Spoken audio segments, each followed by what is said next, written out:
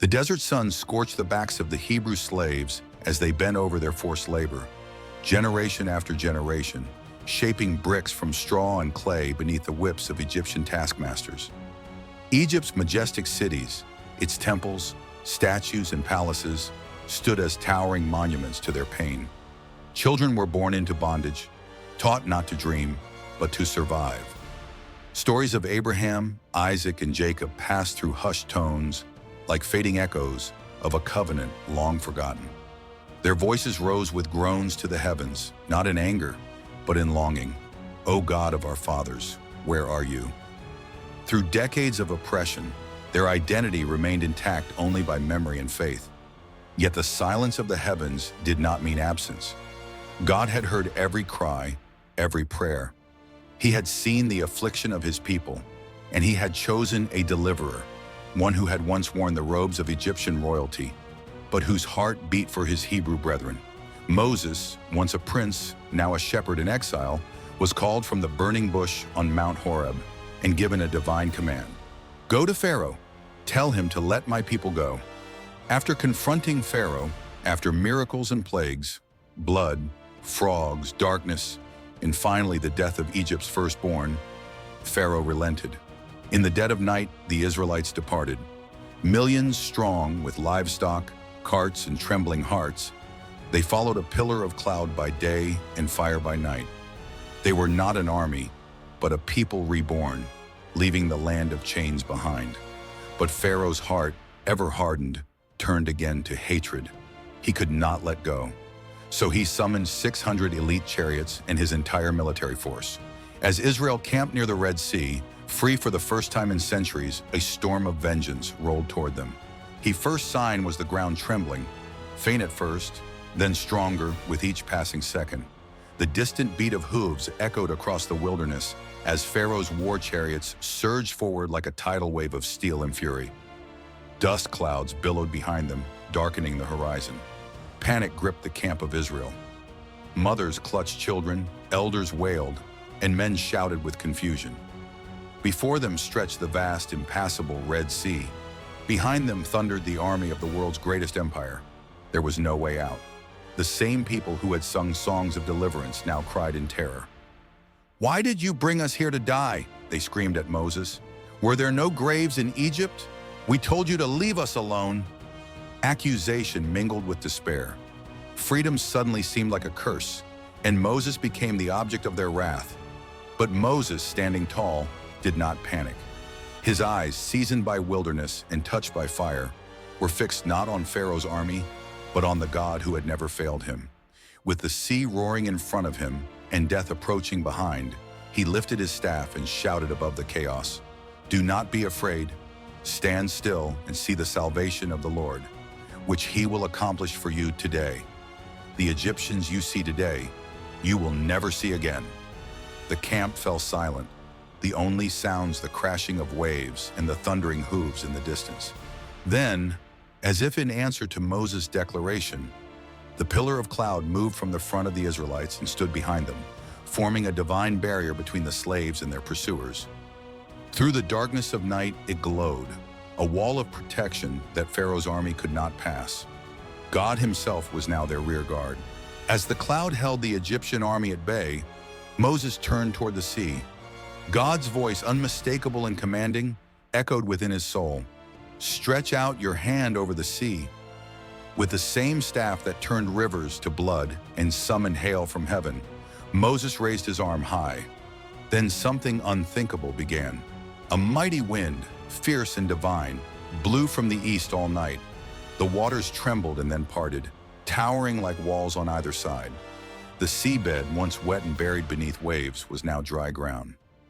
Awe swept through the Israelites as they gazed into the path carved through the heart of the sea. Mothers gathered children, shepherds herded sheep, and the nation began to move, stepping into a corridor flanked by liquid walls that pulsed with raw power. Every step was a mixture of terror and trust. The sea loomed on both sides, but the dry path beneath their feet was the promise of God fulfilled in real time. No army, no chariot, no pharaoh could invent a miracle like this. The sound of the wind howled like the breath of the Almighty himself. Some wept, others sang, but all walked forward, because to remain was to die, and to follow God's path was to live. Behind them, the cloud of fire still burned. Pharaoh's soldiers, seeing the Israelites escape into the sea, surged forward in pursuit, their arrogance blinding them to the impossibility of what they were entering. Chariots rolled onto the seabed as warriors shouted, convinced their prey was close. But God was not finished. As the final Israelites stepped onto the far shore, God lifted the pillar of cloud. Pharaoh's army rushed headlong into the parted sea, chariots racing between walls of water, swords raised in pursuit. But the ground beneath them shifted, wheels jammed, horses panicked, chaos erupted. Then from the opposite bank, Moses turned once more, raised his hand, and stretched out his staff over the sea. Instantly the wind ceased. The walls of water collapsed in a thunderous roar, crashing over the Egyptian army. In a single moment, the sea returned to its natural order, swallowing chariots, horses, and men beneath its depths. Silence followed, deep, eerie, and holy. The Israelites watched in awe and fear. The bodies of the Egyptians, once unstoppable forces of tyranny, now floated lifeless along the shore. This was not just deliverance, it was judgment. The same waters that made a path for the chosen people became a grave for their enemies. And the people of Israel, who just hours earlier had doubted and feared, now trembled at the power of their God. He had not only rescued them, he had fought for them, not with weapons or armies, but with wind and water, with glory and justice. And in that moment, a nation of former slaves began to understand the weight of their calling. They were not alone.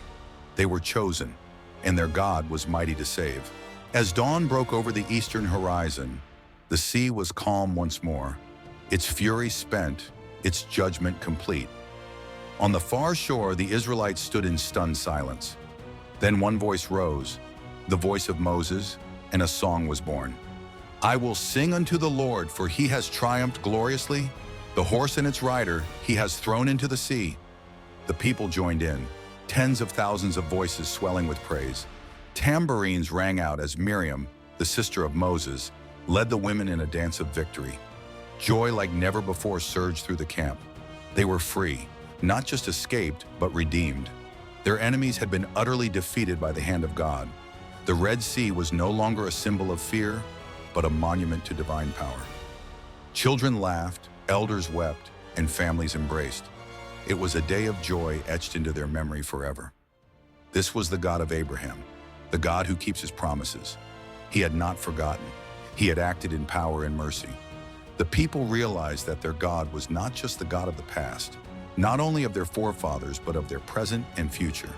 The Exodus had become the defining moment of their identity. They were no longer just Hebrews or slaves. They were the people of Yahweh, the nation God himself had set free. With the sea behind them and freedom ahead, the Israelites turned their faces toward the wilderness. The road would not be easy. There would be hunger, thirst, and tests of faith. But they would walk it as a free people, led by God's presence, a pillar of cloud by day and fire by night. Each step forward was a step into destiny. They carried with them no map, only the promise of a land flowing with milk and honey, and the presence of a God who parted seas and crushed empires. The memory of Egypt's cruelty would linger, but so would the vision of water walls and the thunderous collapse that buried their captors. The Red Sea would forever mark the moment they crossed from death into life, from slavery into covenant. It would echo in their children's stories, in every feast of Passover, in every psalm sung in the years to come.